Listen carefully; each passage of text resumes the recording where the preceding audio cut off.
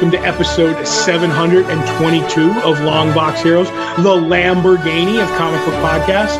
I'm Todd, along with Joe. How are we doing today, Joe?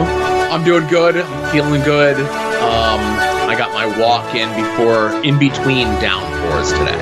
Oh, good. I was worried that we were going to get like heavy thunderstorms while we were recording this. You know what I mean? Right. I know we don't talk about the weather. Right. But I don't like how... So there's not me talking about the weather, but there's talking about weather apps. Mm-hmm. The weather app that I have on my phone has been telling me that thunderstorms are imminent in my area for the last 2 weeks. Well, it's just constant chances of it, and I get scared. I hide under my bed constantly, Joe. Oh, my goodness. No, I was okay. Even if it was rain and I would have been that guy walking with the umbrella with my Pokemon, go for my walk. Getting your feet wet in your Birkenstocks. Mm-hmm. Yeah. I can't wear my slides, my sandals when it's wet outside. Right. Because that's how I slip and fall and hurt myself again. Right. You just got to find a rich person's property to do that. Yeah, not where I am. I'm not finding that down here. Okay. Other than yours, there's no rich people. Right. There. Yes. There you go. Perfect. So, would you like to know what's on the show today, though, Joe? I would love to know what we're going to talk about on the show this week. Book delays again. New compact collections from DC. And a creator complains about figure royalties. Should call Fig Daddy cool about that. The Rob Watch, and this one is the $7 million Rob Watch, Joe.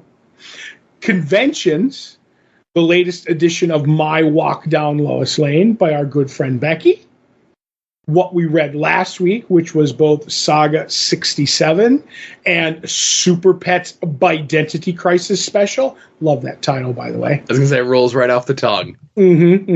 What we're looking forward to this week, and I'll be shocked if I can't pick what it is.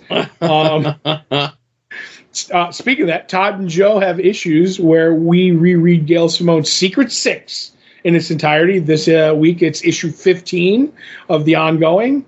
And finally, we're probably going to have some spoiler-filled talk of the newest the new Batman cartoon. Was it Batman the Caped Crusader? Correct. By like Brubaker and Rucka and other writers and stuff like that. Yeah, Matt Reeves, who did the most recent Batman movie with Twilight in it. Right. Robert Pattinson. So it's like all-star, heavy hitter, creative team. DC didn't want it, so it ends up on Amazon Prime. Obviously, maybe some of us watched all of it. Maybe some of us watched some of it. Maybe some of us might have even watched none of it.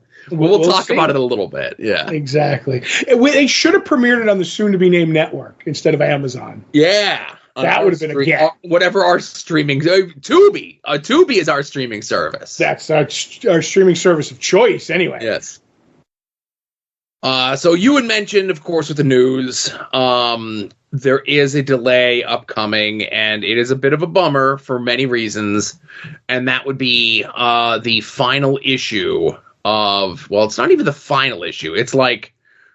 so there's 3 issues left in the current Tom Taylor, Bruno Redondo run on Nightwing, right? So it is actually... My apologies. There's 2 issues left. The last issue is delayed now by a month. Right. Now, sadly, where that comes into, it now is kissing up right against the new relaunch for DC All In, new creative team. Like, it's a week break in between those 2 issues. Right. But that'll probably be fine because it'll be 2 different like the new creative team knew that they had to be out by a certain date. So hopefully they have the jump on it. It's just that this book will be, they'll be kissing and that'll make it all that much more like comparing there's no gap. So you're going to compare whatever you read to what you just read. There's no way you won't. Yeah. And again, I'm bummed that it's late, because I really enjoyed the run. I'm sad to see the run go. I'm willing to give the new creative team a try, of course. But by having the 2 issues come out, 1 week right after the other, as you mentioned, we're going to compare the 2 to each other, but it's not giving that last issue of the Taylor Redondo run like time to breathe, if you will. Yep. And it's rolling right into the new one. Now, obviously, we had talked about it a week or 2 ago. the Jeff Johns JSA run. I don't think it's going to kiss right up against the Jeff Lemire run. I think it's going to overlap. It's going to shoot right past. Right. I wonder, and again, there's not a lot of other stuff that, like, so I wonder and I worry if there's going to be other books that are going to end up being late, that maybe DC did not give enough wiggle room to some of these books that have, like, a big creative team exit to give the new books all in that opportunity to breathe and, you know, kind of stand on their own 2 feet sort of thing. And I'll say this. You know I'm in his corner, Tom Taylor, right? Yeah. Because I was like, it's time for Tom to move off his 2 books right now. It's time. Okay. I think Nightwing has run its course. And do you want me to say, I think he spun his wheels on Titans. To me, his Titans is what Jason Aaron's Avengers were. It's just it should have been bigger. It should have been better. Like, I don't try to, like, take stuff down, but I'm like, you never even got anywhere with your Titans. So I'm fine with him going off and doing detective, you know? I disagree. And that's fine. I really enjoyed it. I got what he was in the unenviable task of doing with the book, which was they were the Justice League when there was no Justice League in the DC universe. Right. They got the Beast World crossover, and I get where you're coming from, and I can make the argument that at no time during the run did this iteration of the Titans feel like the capital J, capital L Justice League. Yeah, it didn't even feel the capital T Titans to me at times. Right, but it was more of a Beast Boy Raven book than anything else. Right, and then on top of that, like you said, you have the Beast Boy, like whatever it was. What was the animal? Beast World? Beast World. But also you had that what was the Nightmare one? Night Terrors. Night Terrors that hamstrung it 4 issues in. Yeah. We're only 16 issues in, and you had 2. I've been over this before, so I feel like he never really got going. And with him, like, coming close to Nightwing ending, it was kind of like, you know what? We have to fill this gap with Titans. You just write this book until you're leaving Nightwing and we're starting it over. Do you know what I mean? It just seemed like it was a place filler until we can get to the All In. Now that I look back, if you know, I've enjoyed his Titans run, but I get where you're coming from. That it's not the same as it's like Nightwing is a legendary run that people are going to talk about for years and years to come. Mm-hmm. Not so much on the Titans run. Right. Let's put it this way. To me, Titans was okay. Yeah. There you go. It was okay. I say okay plus. Okay. Fair enough. So DC has some other stuff going out. You know, they have those compact titles, those lower priced reprints of stuff, kind of with all the same trade dress and everything like that. Mm-hmm. They announced what the next line of them coming out is. They're already out now. If you've gotten them, you know, if you're a print person, you know, you can get some really good classic DC stories for like $10, probably cheaper if, you know, you go to your local store. They're doing like 6 every 3 months. And then they have the next set that are coming out here, which is next year, you know, May, June, July of next year. And that is Deceased, Static, Season 1, Superman Birthright, Batman Superman, Book 1. I assume they're going to do more volumes of that because they're calling it Book 1. And I would say the 2 big heavy hitters of this being Kingdom Come and Batwoman Elegy. Right. But I do, maybe they're setting up with the Birthright to finish that Luthor story? Maybe. I don't think so. But yeah, I do like, because like there's certain things in there that I don't get, like the Deceased stuff doesn't. But I do like that they're mixing in some new like stuff for the kiddos and, you know, some of the classics. That's the right way to roll these out, as far as I'm concerned. Yeah, a little something for everybody. Like I said, Kingdom Come at $10. You know, obviously it's something that you want to read maybe like in a bigger format or a bigger edition. But if you just want to have it because you never read it, this is a great way to do it. We talked before. I mentioned before the Batwoman elegy by Rucka and J.H. Williams. Fantastic. Like that Batwoman TV show gets made because of this. Yep. And I will say that is they are affordable. If you're on a budget, that's great. But the thing that will suffer is J.H. Williams' art and Alex Ross's art on the smaller printed page. But like I said, sometimes you have to, offshoot stuff so you can buy and read things. But. And I may pick up the Deceased one because that is an early Tom Taylor book that I never read. Right. Because it was out of continuity by the time that it came out. I was like, I hadn't impacted what full of zombies, Mm-hmm. And I think a couple years removed, I'm gonna get it for $10.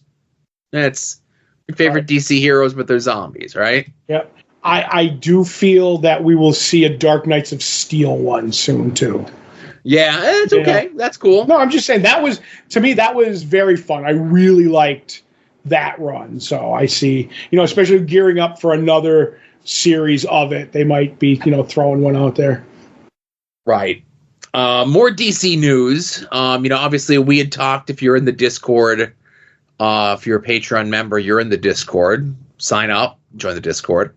That when through McFarlane Toys doing the DC Multiverse figures, they announced that they were doing a Captain Carrot figure. Mm-hmm.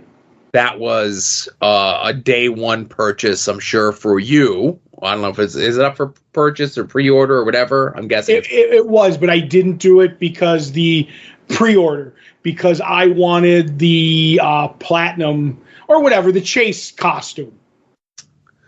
So, right. Because the Chase costume is more of the classic Captain Carrot costume. So I was like, I'll find one in the wild or I'll buy one on eBay. So it wasn't a day one pre-order just because of the one. I wasn't sure if I was going to get the one I wanted. Right. So Scott Shaw, who is one of the co-creators, or the creator of Captain Carrot, yes. Co-creator, and the other co-creator is the co-creator of Wolverine, Roy Thomas. Oh, yes. Oh, boy. So Scott Shaw took to Facebook saying the worst thing about San Diego Comic-Con was getting asked to autograph these instantly sold-out action figures from McFarlane Toys. I despise the awful design, but what really upsets me is that I haven't received a cent nor product for using a character that I designed, co-created, and partially own, 10%. I've contacted the guy at Warner Brothers to explain why I've been ignored, but I don't expect anything more than additional fertilizer, his words. And he drew an extra special Captain Carrot that we can't post on the Twitter, so we'll post it in the Discord. Now, I will say this. Obviously, the figure was already out. People already had it because they were asking him to sign it. And I'm like, thank goodness this figure is already out. Because I could see DC just saying, you know what? We'll pull it. Right. Then to deal with them, right? Mm-hmm. But thankfully, 2 days later, Paul Levitz and Lawrence Gannam, whoever they are, Scott Shaw steps in and says thanks to them. The Captain Carrot kerfuffle is finally headed in the right direction. Paul, I don't know who the other one is, but Paul Levitz, famous, he wrote Legion of Superheroes. He did the Great Darkness Saga with Keith Giffen. Would later go on to be the guy in charge. He would basically be the liaison between the talent and the company. And he was legendary for that. He made sure the trains ran on time when it came to your royalty checks. And he planned all this stuff.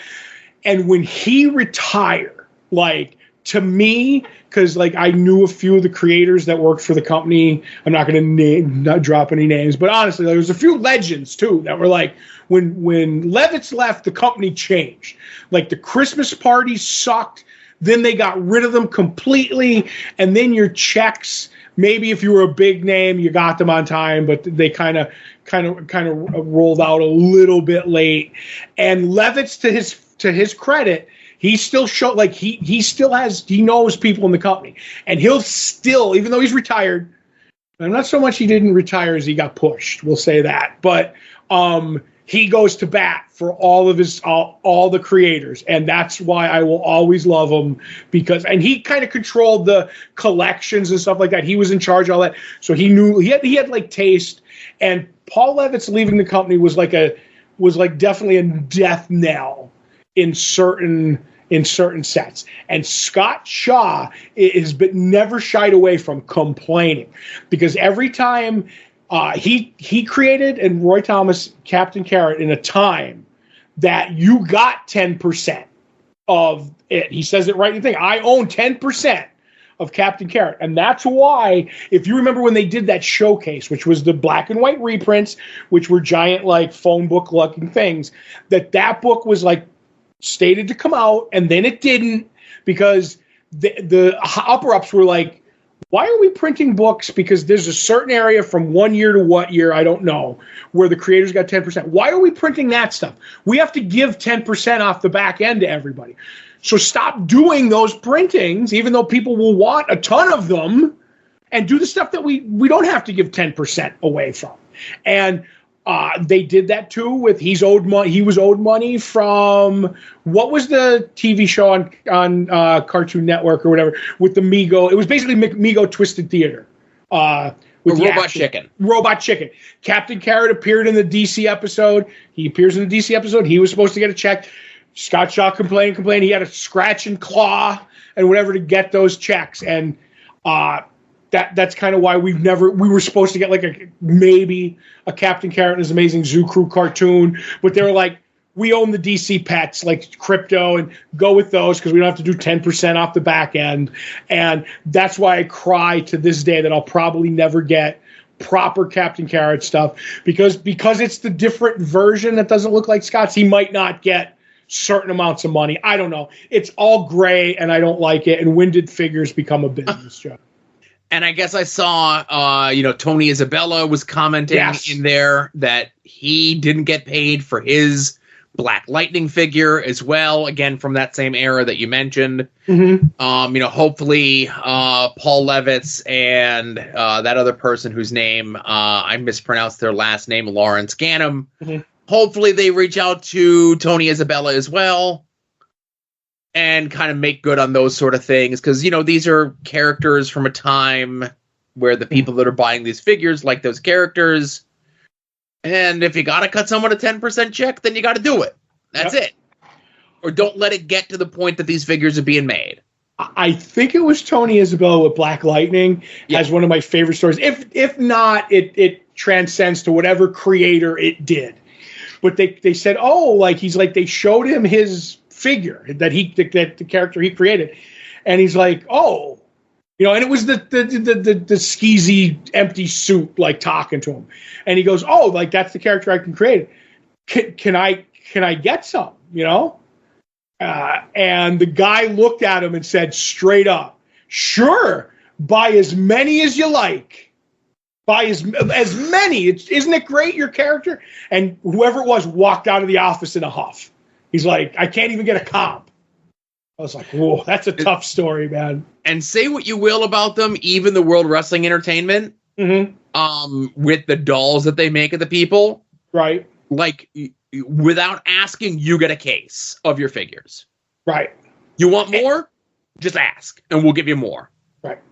That being said, I definitely believe, because there were a lot of people going at Todd in the comments, and it's like, but Todd, I don't write a check to Scott Shaw. Do you know what I mean?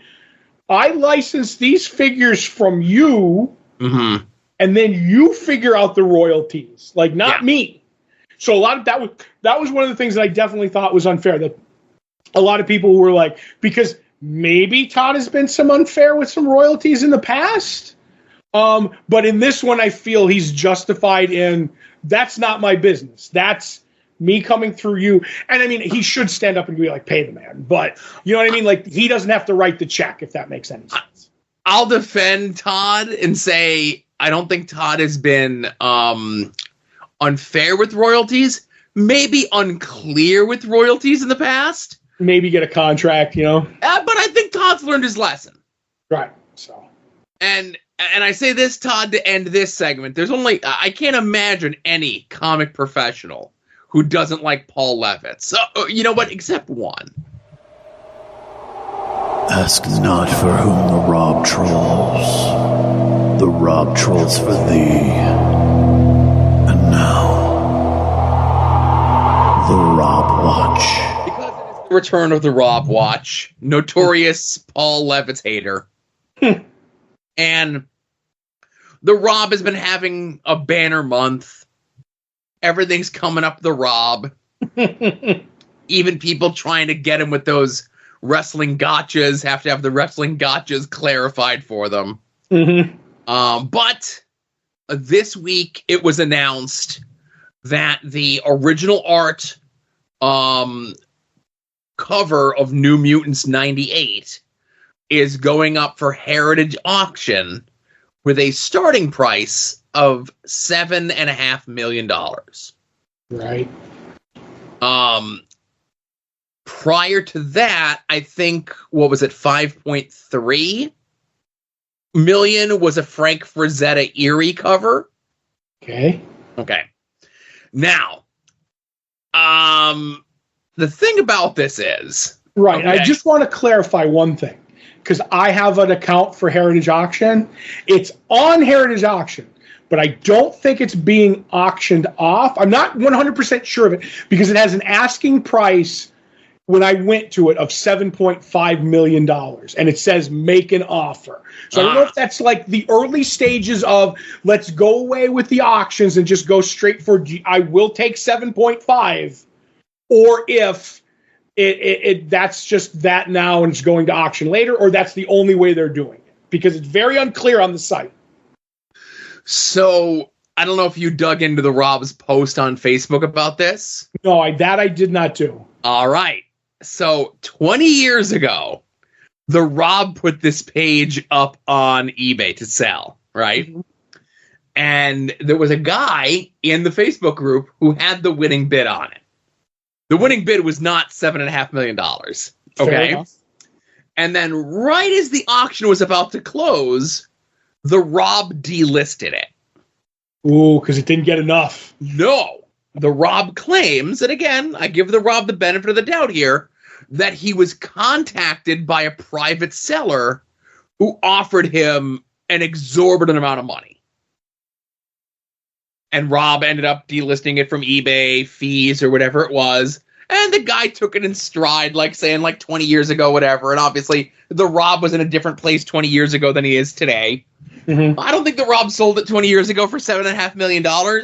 So Rob will have bragging rights if this sells for $7.5 million, that this is the most expensive piece of original art of the modern era, so on and so forth, the last 33 years, or whatever goalposts he wants to use for it, right? Mm-hmm. And the Rob ain't seeing a dime of that. No, he's not. He just got bragging rights, like you said. I will throw this out as an art story. We'll come back to the Rob. The One Punch page from JLI was on eBay at one point. Oh, my goodness. And I was going tooth and nail for it. To the point, do I want to say this on the show? Yes. I may have went to the bank to get a line of credit on my house. That's fantastic. And that happened on the dealer or the seller never said, but they just delisted it, and then it showed up later in that comic art fan site that people put up their collections. I have too, and it was there shortly afterwards. And by eBay names, you can't guess who it is, but I think it got sold for an exorbitant amount of money, and that person was a super duper JLI Kevin McGuire his collection was ridiculous. So he had spreading around money. You know what I mean? But sure. I mean whatever. I owned my house free and clear. I would have been fine. Yeah. Second mortgage, whatever. But yeah, I do not think it's the Deadpool cover or the New Mutants cover going to go for 7.5. I'd stake my name on it. That's bit high. Your reputation and the second line of credit on it. Yes, I don't think I Like because he was talking, I did see a little bit. He was talking about like that famous Frank Miller cover from the miniseries where like Wolverine is like doing the finger like come here. That he was like, oh, that's an $8 million, and I get it, I believe it, but I've seen, I don't see $7.5 million yet, if that makes any sense. No. Time is different. 33 years ago isn't the same as 40 years ago or 50 years ago or 60 years ago or whatever it is, right? Right. That's probably looked at, like, there's people that probably look at that Deadpool page and think that's from, like, a year ago. Maybe, yeah. And it's the people who are going to buy, I'm not saying it's not going to be a fan, because it can be, but along the way, comic book art, because of the movies and the popularity, became, what would you call it, like when a rich person just buys something to have it? Like it's a vanity, piece, and that's what comic art kind of has become. There might be a multi-million-dollar comic book fan out there who will buy it, but I feel it's going to be some guy who's like, I have the first cover of the billion-dollar movie character. You know what I mean? Like, that's my new Bugatti car or yacht. And that's kind of the way the art has been going. And again, I don't keep track of other people's finances, but I could even see our double purchasing it. Yeah, why not? You know what I mean? Yeah. And maybe he would gift it back to his good friend. Oh, my goodness. Gail Simone? There you go. Fabian Nicienza? Oh, that's listen. Joe Kelly? There's a lot of scripters that Double R's friends with. Jerry Dugan? Mark Wade? Mark Wade. Listen, the list goes on and on. Yeah. Daniel Way? Oh. Could be. But listen, if you want to see where the Rob ranks on the list of Ryan Reynolds' best friends, you could ask the Rob in person for a price, I'm sure, this weekend at the amazing Las Vegas Comic-Con. Oh, somebody lost a bet. And I think the Rob is the only named comic guest that's going to be there. Yeah, so the Rob and Marat Michaels, who is the Rob's right-hand man. Right. Is he any good at drawing Deadpool? You know what? I've never seen anyone other than the Rob draw Deadpool, so I wouldn't know. Everybody else does it flat. Right. And then a bunch of the voice cast of the new over the original X-Men animated series are going to be at that convention. But maybe they're on the new one too, because didn't they cross over? Some of the old ones come back. A couple, 2-3. There you go. But this weekend in our neck of the woods ish, in Boston, Massachusetts, is the Wicked Comic-Con, and I'm not going to say it with an accent. Mm-hmm. Simon Bisley, Dan Brereton, Adam Hughes, Phil Jimenez, Dustin Nguyen are going to be at that one. More of a straightforward comic book convention, and it's guaranteed to be 100% the Rob free. I'll say this. I've always wanted to go to the Wicked Con in Boston, because I always wanted to, I like going to new cons, and there's just something about I want to go to Boston, which just feels like it's a very loving and inclusive town. You know what I'm saying? They do a gaming thing there. Mm-hmm. PAX East, it's called. I heard of it, yeah. Yeah, and there's been a couple, 2-3 times that I've been trying to finagle a way to get a trip there to take the kid, because I think he'd get a kick out of it, One of the reasons I want to go is I heard the streets will make you insane. Yeah, April and I were there one year for Valentine's Day weekend, and be prepared for the entire city. And it's a bustling metropolis, Todd, right? Mm-hmm. It's Philadelphia, it's New York, it's Chicago, it's Los Angeles. If it shuts down at 11:30 at night. Wow, nice. Everything. Bars, food, everything. 11:30. Mm-hmm. So you have to leave town. You have to cross state lines. Is that the? No, that's not similar. If you want to do anything after 11:30, you have to leave the state of Massachusetts.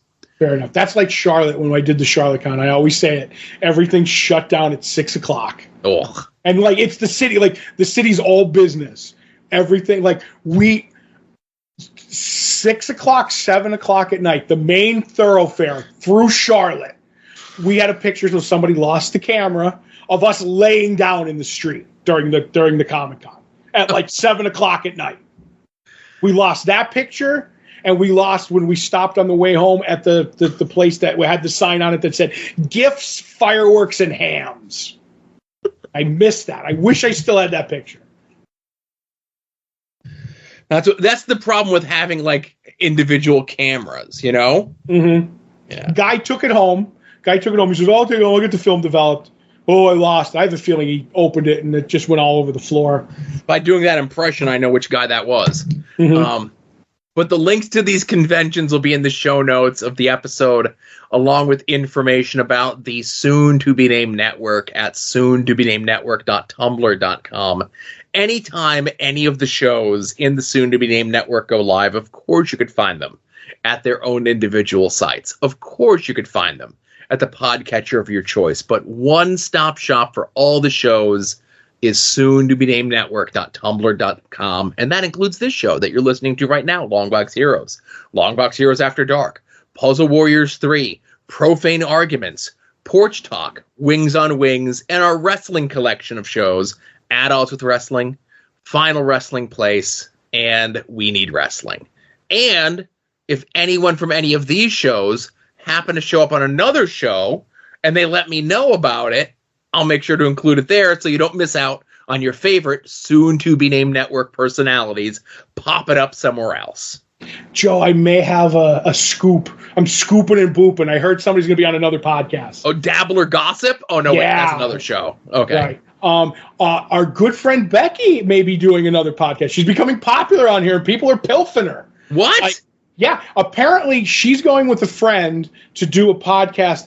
Now, I'm saying it's called Frequels, which there was a whole comedy of errors at the shop today when she was talking about it. Because first, I heard it as threequels, so I thought it was like the third movie in a franchise, which would be an interesting podcast, because she's going to be discussing Scream 3. And then I was like, oh, okay. And she's like, no, it's not like threequels. I was like, well, what is it? And she was like, it's frequels. And I'm like, oh, like FREE, like free quills. And then I found out after she left, it was freak quills. And I'm hoping that's the right thing. But that seems like they talk about horror movies and they're doing Scream 3. And I'm very interested in to see how that turns out. It should drop tonight or tomorrow. So I'll find the link if that's definitely not. And if not, talk to her the next time you're in the shop. I demand the link to that show so we can promote it. So I thought you were saying free quills. Right, that's what I thought it was the second time. All right. It was a counter. And then she didn't want to give it to me. She's like, oh, no, I don't want you promoting. I'm like, then you shouldn't have brought it up. You're on the network. We get promoted. That's what we do here. We're one big, happy family, and you're going to like it, Beckie. That's right. Mm-hmm. All right. Well, I will make sure that gets included, tagged, check out their social media, whatever. But yeah, also be sure to check out our friends in and around the internet and the stuff that they're up to. Go check out Mike Sterling's blog over at progressiveruin.com. Go check out our friend Kevin's blog over at helionsteam.com. Be sure to check out Rick Williams' The Chop Shop at freekaratechops.storenvy.com. Jason Sandberg's Jupiter can be purchased at Indiegogo.com. Projects Jupiter issue 1. The link's in the show notes. You don't need me to read like a full URL to you, right? Chris runs Battle Monsters over at his site, fortressofcomicnews.com. Our good friend Davey of the band Cave People has his site, cavedomaincomics.com, for his self-published stuff as well. And if you do not have a comic book store in your area, or you do not have a good comic book store in your area, let our store be your store. Comics on the Green. They're going to let you know that the books are coming in on Wednesdays and what time the store opens for you to come and pick them up. They're going to let you know the final order cutoff dates for some of the latest and greatest books that are going to be coming out. And I'm going to tell you this, just because final order cutoff dates are Mondays, which is tough for me, right? Mm-hmm. The sequel to the Kyle Starks Dark Horse book, Where Monsters Dwell Cul-de-sac, The final order cutoff date for that, issue 1, is this upcoming Monday. As you're listening to this, that would be, if I do my gazintas, that's August 12th, right? Mm-hmm. So if you're on the fence about it, we've hyped this book up. We loved it. We had Kyle on to talk about it when it came out, and it gets our stamp of approval. If you trust our recommendations, go put the order in for this book. Like I said, don't miss out on the first printing. If you're one of those people that need to have the first printing, then you got to sit around, wait for a second printing or whatever it is. But yeah, I'm just going to throw that in here, Monday, a week, as you're listening to this, 5 days from today is final order cutoff for that, right? Right.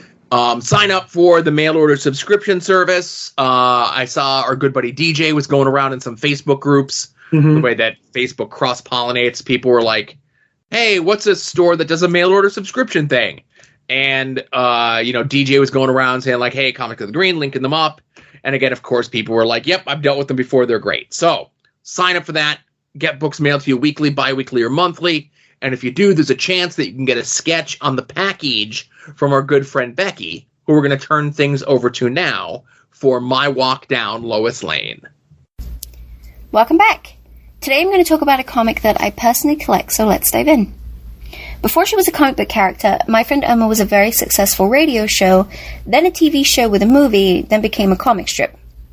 So a brief summary of what Irma is about. She's a blonde stenographer with a deadbeat boyfriend who has constant get-rich-quick schemes that never work, but Irma loves him anyway because intelligence tries to catch her, but she can run much faster.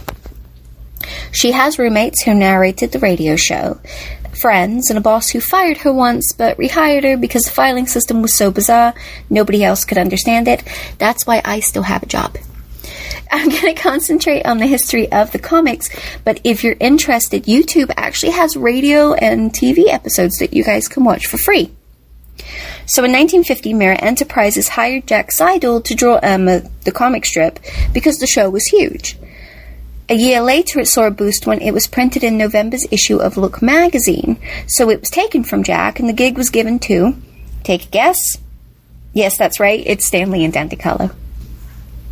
Irma had a combined 28 strips before becoming the Atlas comic.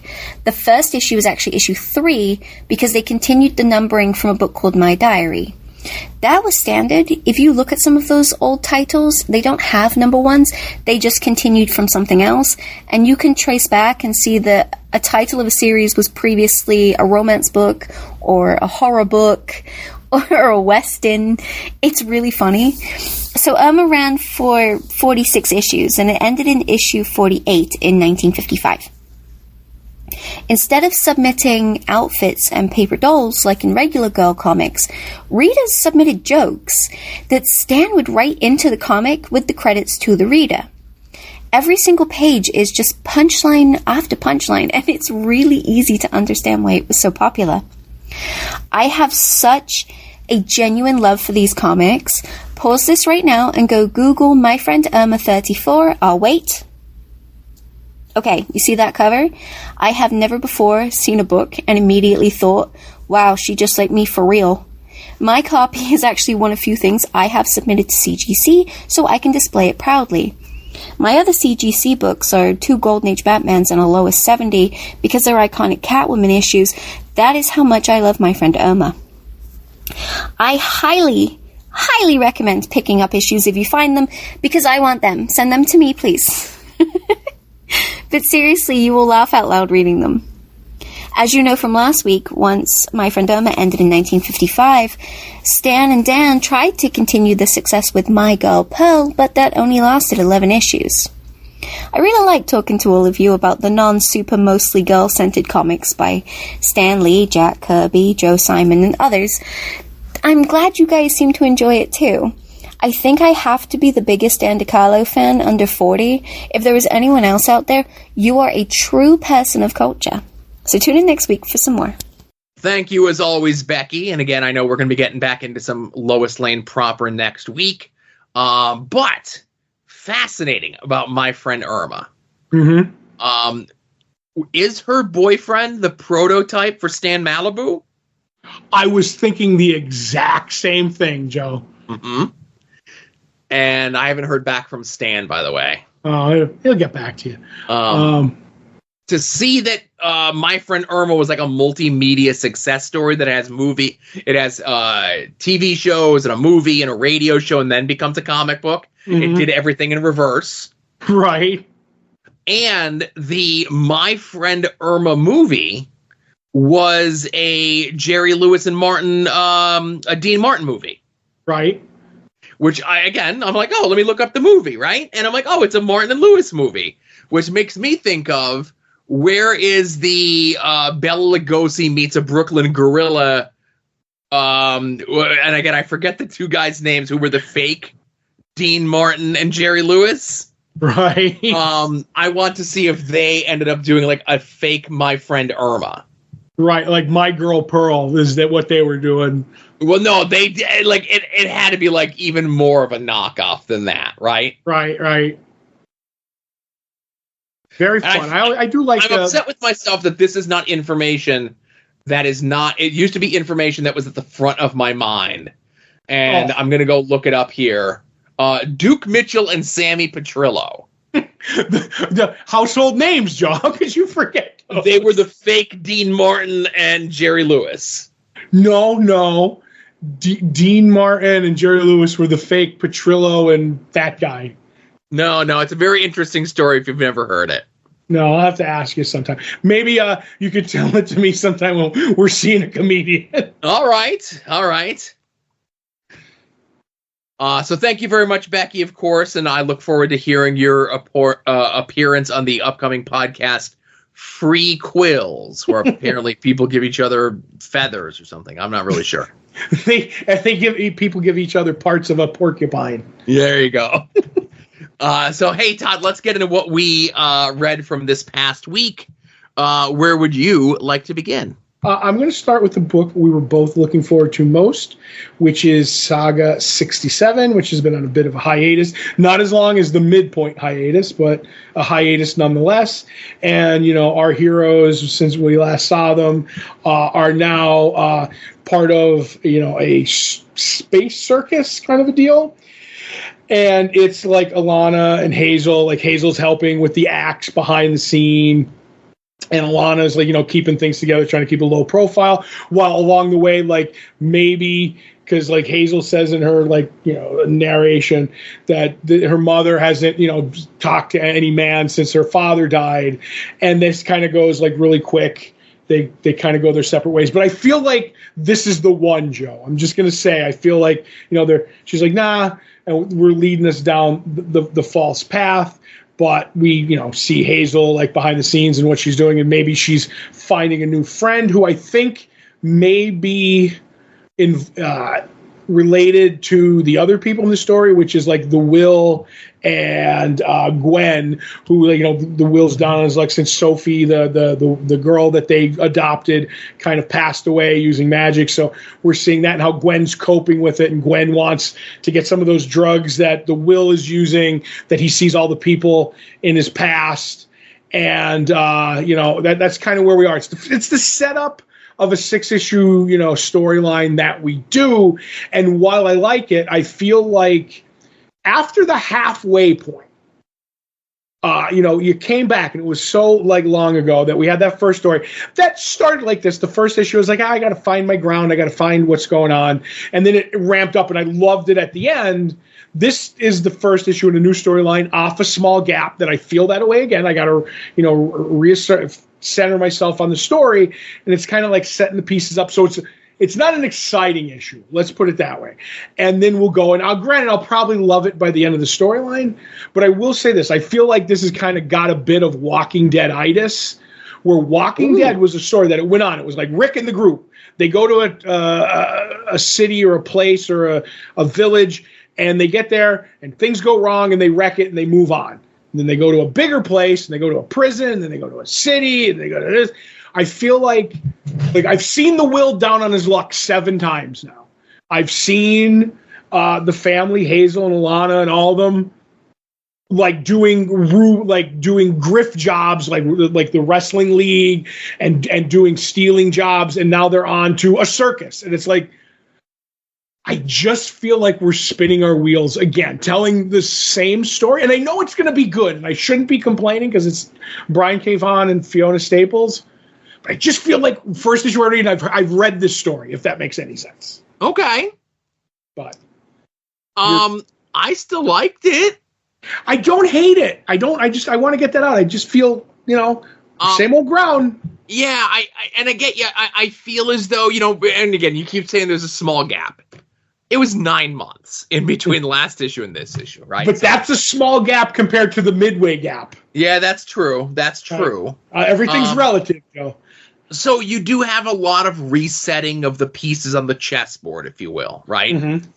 And I get where you're coming from, where it feels as though they're kind of retreading the same adventure. But I don't know. It's still told in an interesting way. And I've been with these characters now. You're talking about a book that's been I don't even remember when the first issue came out, but however long ago the first issue was that came out, I feel invested in these characters, and I want to see what happens to them next, and I want the best for them, sort of thing. And I'm okay that they're maybe going on the same adventures over and over and over again. Maybe this time it'll work out for them, and it won't be a wretched, miserable failure like all the other ones have been. Right. But so our main characters aren't dying. I'm okay with that. We're introduced to some new people who, sadly, are probably not going to make it out, right? Right. But I think because there wasn't a ton of excitement and action in this, and again, we've talked about this before with these books, where it's these books that we're grandfathered in and we don't have that same experience that a new reader might have, but this felt very new reader friendly for me. And I think a lot of times when they take these breaks, again, 9 months here, 2.5 years previously, but again, 9 months here, that you have to do that reset and you have to do that reestablishing the relationships and you have to set those sort of things up. And now you got 5 issues to really raise the stakes on everything. Mm-hmm. And I'll just say, as you were saying, I'm using my CLZ Comics app, not a sponsor. The release date for Saga 1 was March 14th, 2012. Okay. So we're over a decade since, the book started. And we only have 60-some issues. So I was going to guess 10 years ago because I knew it came out while my kid was alive. I just wasn't sure how old he was, Yep. And here, not to belabor the point, but I do feel like he set himself up, and it's the same thing with Dave Sim when he did Cerebus. He said, "I'm doing 300 issues," and when you set a number for yourself, I always think that's a bad idea. Do you know what I mean? He hits the halfway point, and he's like, "And we're at the halfway point." Now, granted, he's a great writer, and maybe he's, storyboarded or whatever, did the thing out to the end. But I'm like, I never like when he's like, we're at the halfway point, and I know it. And it's like, okay, I guess we'll see. But anyway, I like Saga, Joe, just so you know. Yeah, I don't know. It sounds like you might not like it or something. I don't know. I'm becoming the old curmudgeon of the soon-to-be-named network. Yeah. So the other book that we read, and I say book, and that would be Super Pets Special: Bite-Dentity Crisis #1. Right. Written and drawn by dozens of people. But I only read one story in this. Okay. Because I'm bad with my money. And I spent $6 to read a 8-page Kyle Stark story that was in this. Right. And it was essentially What If Watchmen, but dogs and cats. Mm-hmm. Yeah. And it was really funny. It's Watchmen. That's the thing. It's very true to Watchmen. Right. Who woofs the woofsman? Yeah. But I'm guessing you read the whole thing like a fool. I did, Joe. And you know what I'm going to do? As much as I love Kyle Starks, that's not the groundbreaking story in here. Anybody who buys this for Kyle Starks, by all means, read the Kyle Starks story. There's a couple other stories in here.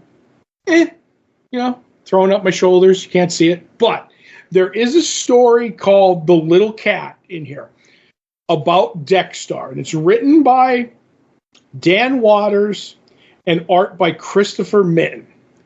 And this is the breakout story. I'm gonna call my shot here and say that Dan Waters is going, or Waters, or however you say his name, is going to be a name in the industry. I'm not saying he's going to be Brian K. Vaughan or Brubaker, but we're going to go on to like his stuff.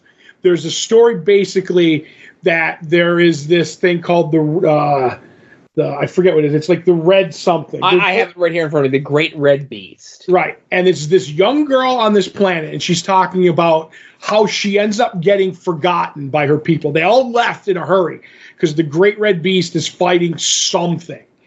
And she's like, and I got goosebumps telling the story. I'm telling you, Joe, when you're done and you have time, read this story. And she basically goes like, I don't know what happened. They're going to come back for me. I'm sure of it. I just know they were afraid of the Great Red Beast, and they were talking about a sacrifice to leave behind to distract the Great Red Beast. But then all of a sudden they just stopped talking about it, and you're like, oh, I know what the distraction is.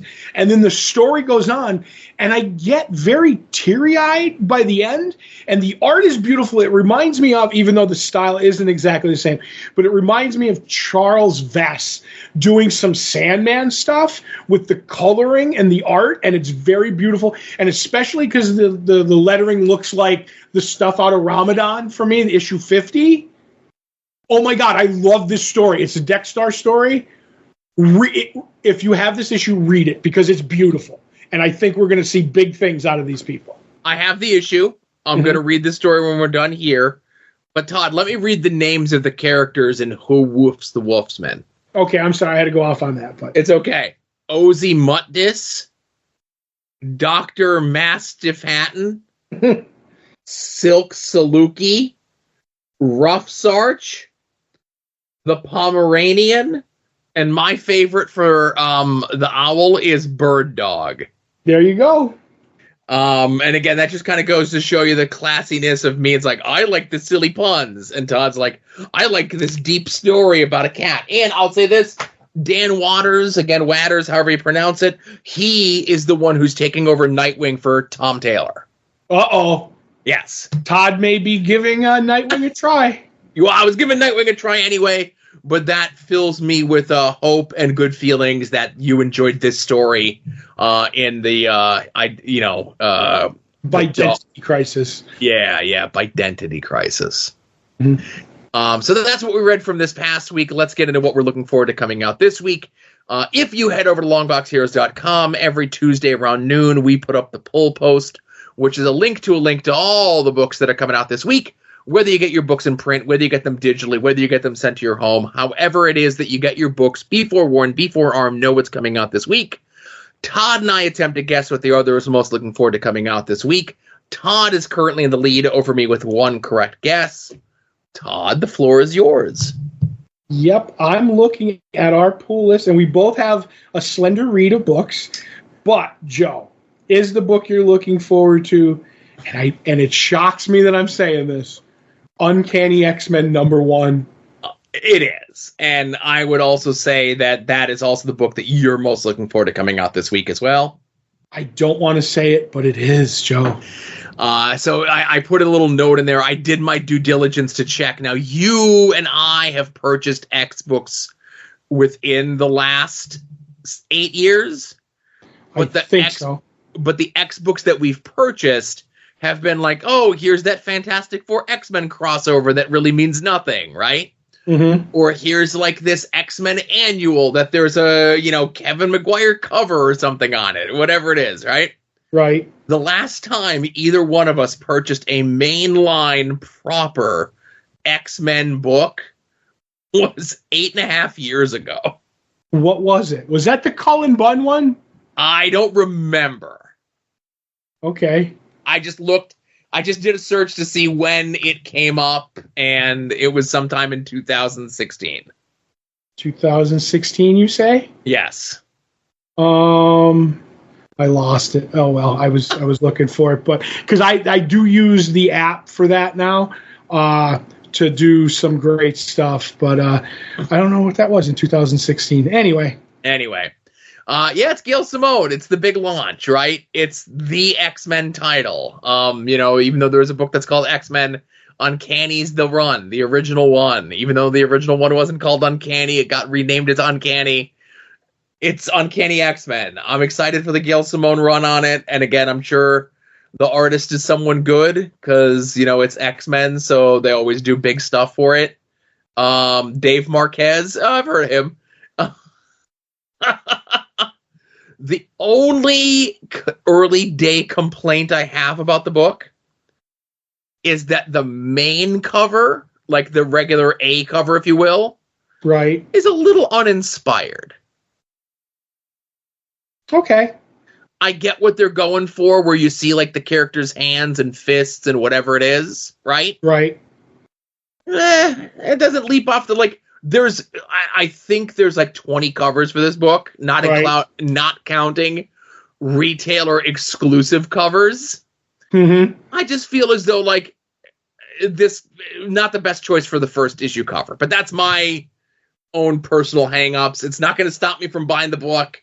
It's not going to stop me from reading the book. We're talking about Uncanny X-Men next week on the show, probably. That being said, I did manage to get into my app the right way. And the 2016 Uncanny X-Men was Volume 4, and that was Colin Bunn and Greg Land. There you go. So you were right. Ashley. Yep, so I kind of thought so. So while you're over at longboxheroes.com, of course, be sure to check out past episodes of this show, past episodes of Longbox Heroes After Dark, and if my calendar is correct, we are less than a month away from kickoff for the NFL football season.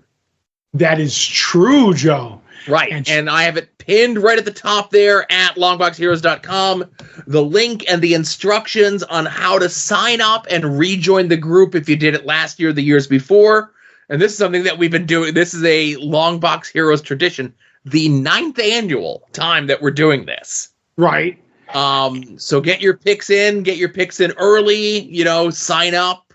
The ESPN site is always just slightly different every year. Yep. Yeah.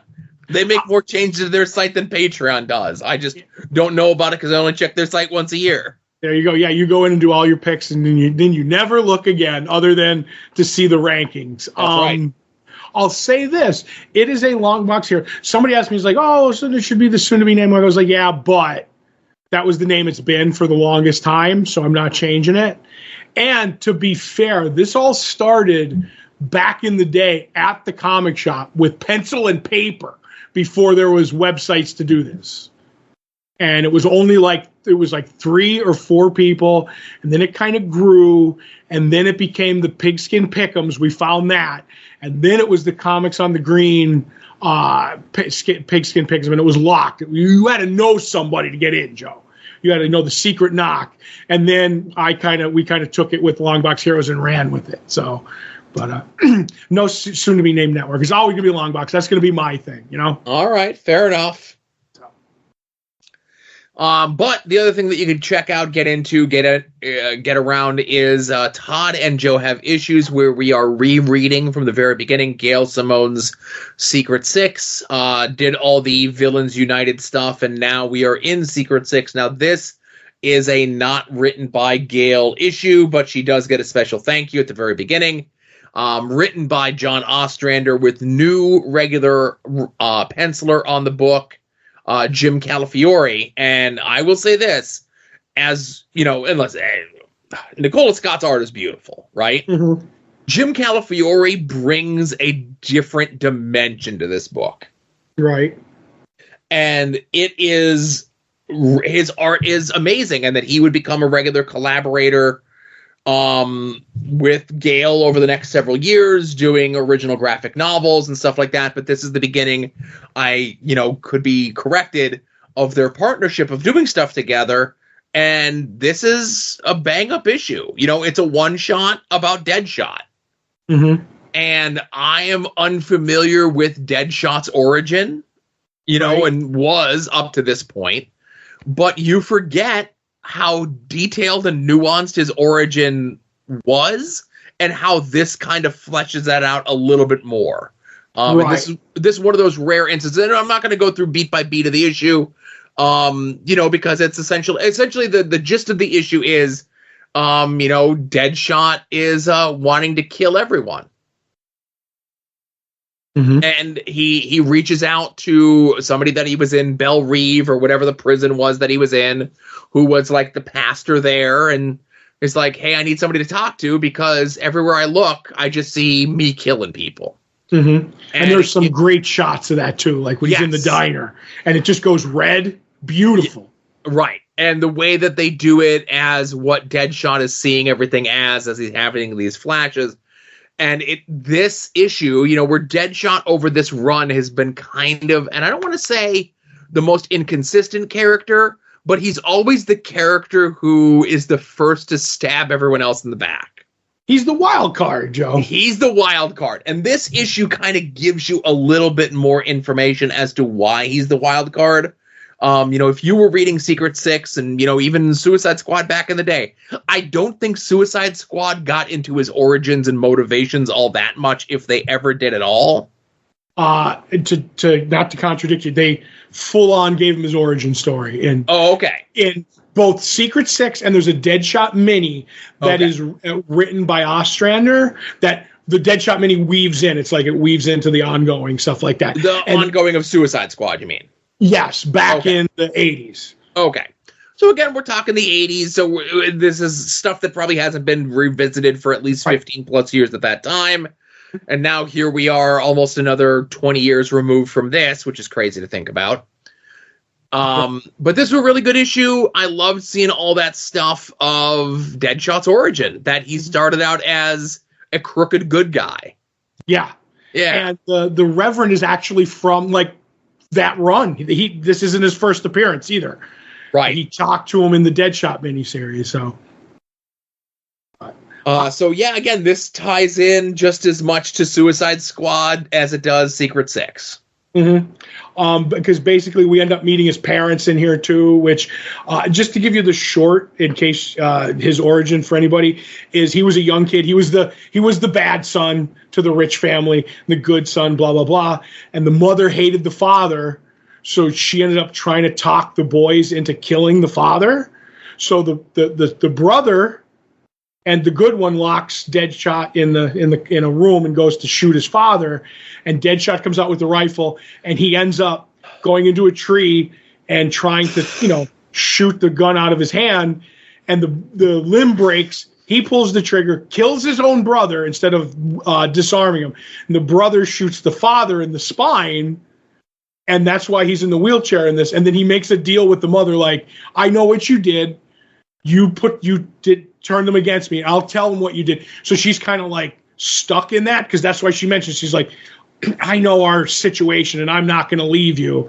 And then that finally gets resolved in the Christos Gage miniseries, which is another great Deadshot. I love Deadshot as a character, and that's how all that early stuff plays out. And very rounded character, especially all from Ostrander, man. Mm-hmm. All from Ostrander. Good issue.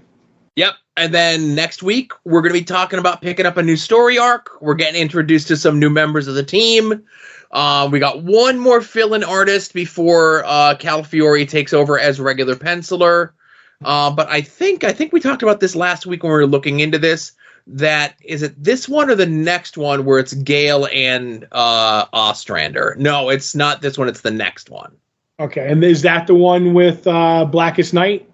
I think we're 2 issues away from Blackest Night stuff, but I have the books here in front of me. So, So 16 is just Gale, and then 17 Blackest Night. That's Gale and John Ostrander stuff. And I think if I'm looking at the reading order correctly, and again, forgive me, I think that's where we get our first little break into things, because we have the Blackest Night issue of Suicide Squad that's coming up as well. Right, and we'll explain more about that when we get to that. Right. Legacy number Suicide Squad. Yeah. I've definitely been enjoying rereading this, Me too. So again, also while you're over at longboxheroes.com, be sure to check out our store, get shirts and pins and stickers with our fancy logo on them. Head over to our TeePublic store. The sale is going on as we speak. 35% off any design inspired by this show, of course, After Dark, soon to be named Network, other shows in the network, and you can get those designs on everything from notebooks to cell phone covers to everything in between. Like I said, 35% off from now until, as you're listening to this, the 11th, which is this upcoming Sunday. Right. You could also make any and all of your eBay purchases through our eBay affiliate link. This page contains affiliate links for eBay. We may receive a small commission on purchases that you make. You could use the affiliate link anytime you want to buy anything you want from eBay and support us at the same time. Yeah, I ended up buying something off Amazon earlier this week and made myself sad when I did it. Oh, boy. Yeah, it's been a year and a half since that went away, huh? Yeah, I definitely feel we were targeted. But anyway. But the best and easiest way to support us and support the show and get extra stuff for yourself is to sign up for our Patreon. Patreon.com/longboxheroes. As little as $1 a month is going to give you 2 bonus shows from Todd and myself. One, previewing the past, where we look at 30 years ago this month's previews catalog. We're getting ready to record August 1994 this weekend. And the other show, Comic Book Oddities, where we look at some of the lesser known, maybe forgotten on purpose, failed TV pilots, not seen movies, a lot of pre-Marvel Cinematic Universe stuff, but definitely weird stuff, definitely oddball stuff. I got no problem with the word weird. I'm weird. You know, weird is good, but again, people who get upset by weird, you got a problem. Anyway, definitely weird. The dollar folks are going to get Todd's favorite episode, which was and again, let me get this correct.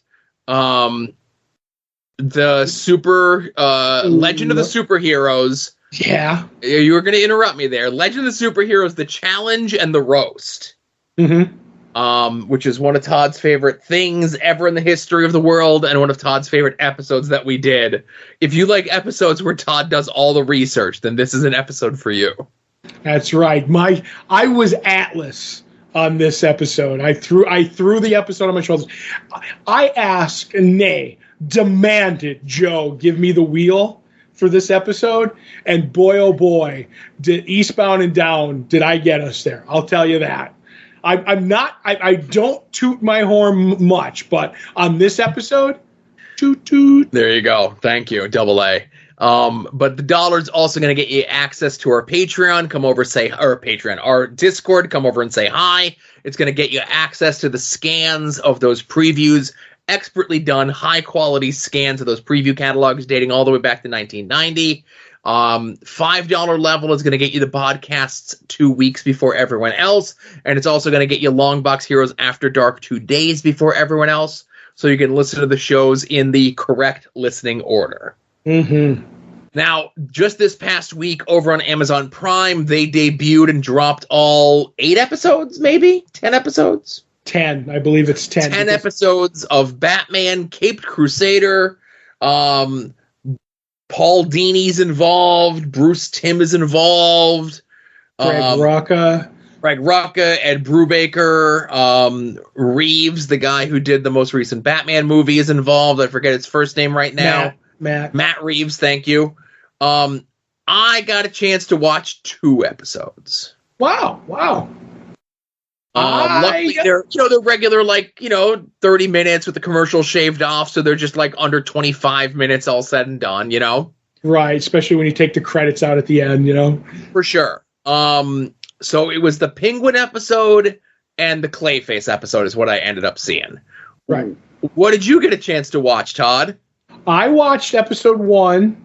I watched episode 2. Watched episode 3. Watched episode 4. All right. 5, 6, 7, 8, 9, and 10. All right. I just took the weekend. I was like, if it dropped on Thursday, I may have watched 1 or 2 Thursday, and then I put your podcast in the queue, and then I watched some more Friday and Saturday, and I was done by Sunday. I was like, all all done. Not because it was great. Like, I will say you're about to hit the two best episodes. I feel the two best episodes are 3 and 4. Okay.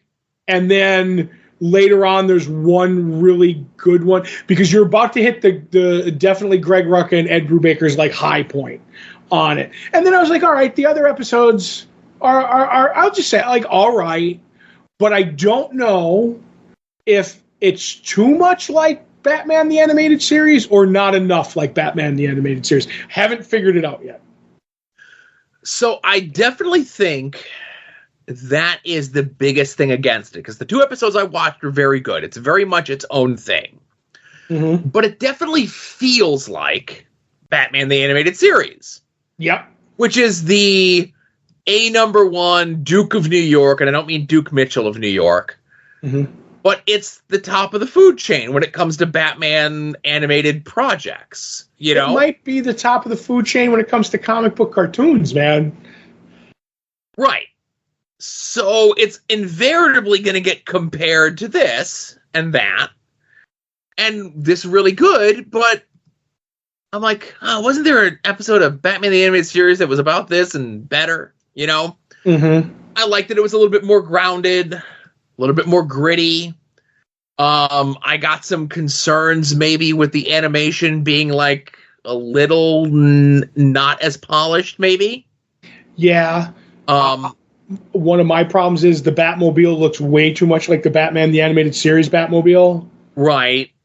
And that's the other thing is, then do you go further away and purposely try to make it not look like Batman the Animated Series, which I think would remind people even more that it's not Batman the Animated Series. And they may steer into it going down the line a little bit more of making it like look like the Batman animated series. I will say this, and like I said, I try not to do spoilers, especially since you have a son. They, on some upcoming characters, they take new and fresh, completely different directions. So that's interesting. You know what I mean? And, you know, it kind of has an overarching story that, you know, you get into the end and like that. And some characters show up because I don't know how far you're in. The photographer from the newspaper has a distinctive name that it took me a couple of times, and they actually have it wrong in the subtitles.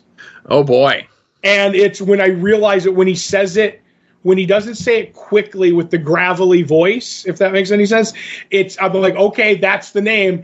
And it's not, you know, it's this, and it's a comic book character. But I was like, okay, it's just, you're confusing me.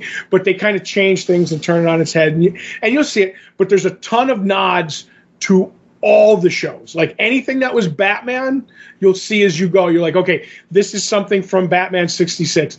This is something from whatever. You know what I mean? And you could just kind of see it. And somebody did it in the swipes room on Facebook. And okay. They put them next to each other, and it's fascinating. Okay. But that's all I say. I hope I didn't spoil anything. No, yeah, I'm good. Mm-hmm. I'll just do my best to avoid that part of the swipes page, you know? I forget which one it was, if it was the original or the one that left because there was a crybaby in it, but it was one of them. I like the Clayface episode a lot. I love the design.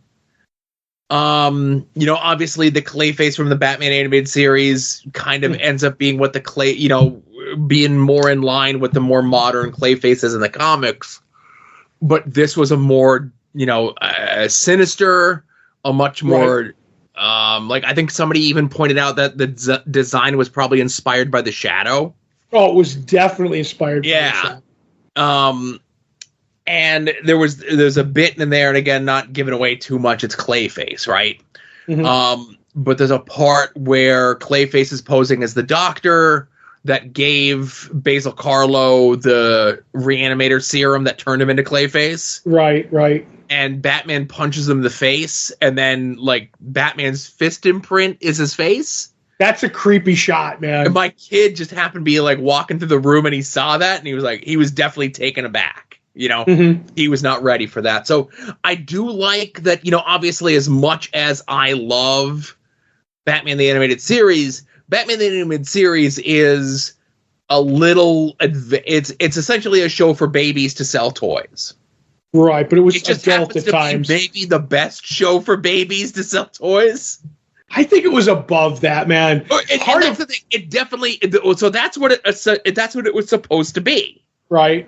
But it way batted way above its coverage. It outkicked its coverage. Whatever analogy you want to use. Yeah, there you go. They said come to us with a 5, and they came with an 11 plus. Exactly. Yeah. And it's something that was genre defining. It was something that is a legacy. Unless you live in like Valdosta, Georgia, you'd get beaten up if you watched it. But it's something 30 plus years on. It's something that people still talk about and is the gold standard for animation. Yep. And like I said, it won't spoil for anything. The next episode is called Kiss of the Catwoman, so I kind of guess who might be in there. Gene Simmons is in it? It's about Kiss? Yes, Kiss. Keep it simple, stupid. Christina Ricci does the voice. Hit me up if you're in the sound of my voice. I will say, interesting take on Catwoman. And then the episode after that is called Night of the Hunters, and that's the one I want to talk to you about afterwards, after you see it, because that might be my favorite one of the bunch. So I will make this pledge to you, Todd, and to you, our listeners. We got nothing genre related coming up for almost a month, right? Other than collecting just one of the Fanta tie-in cans. I don't think we'll be talking about Beetlejuice 2 on the show. I may be. I'm a big Beetlejuice. I'm a big Fanta can collector. So right. And then the Penguin TV show on HBO Max is a month away. Right. I can watch 2 more episodes of this between now and next week, so we can talk about Night of the Hunters. There you go. All right. But I will say, I'm going to guess the Penguin in the cartoon is going to be different from the Penguin in the TV show. Yeah, the Penguin in the TV show is a direct sequel to the Matt Reeves movie. It's Colin Farrell, like, as the Penguin. It's like straight up, like, right out of that.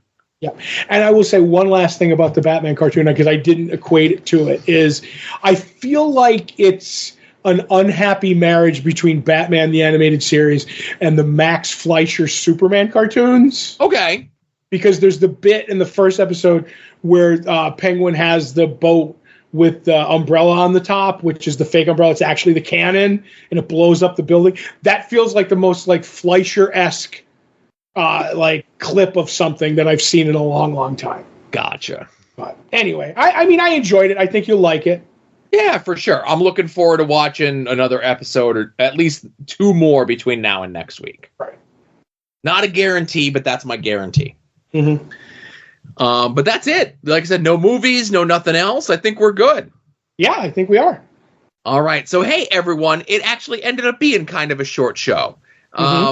Thanks for listening. This was episode 722 of Longbox Heroes. For Todd, this is Joe saying, we'll see y'all here next week. Remember, be a faucet, not a drain.